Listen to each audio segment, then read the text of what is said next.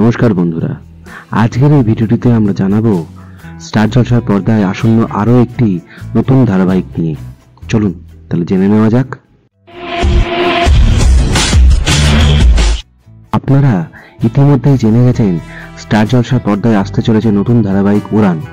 প্রতীক সেন এবং রত্নাপ্রিয়া দাস অভিনীত উড়ান আগামী 27শে মে থেকে সন্ধ্যা 8টায় দেখা যাবে এই ধারাবাহিক।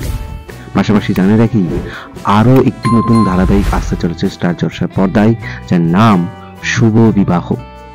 এবং এই ধারাবাহিকের মাধ্যমে ফিরতে চলেছে অভিনেতা হানি বাফনা।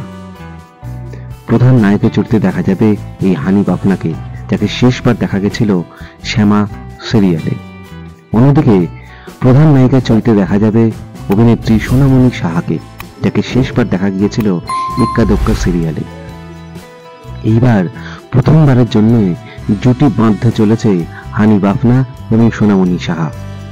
এবং এই ধারাবাহিকটির প্রযোজনার দায়িত্বে রয়েছে অ্যাক্রোপলিস এন্টারটেনমেন্ট।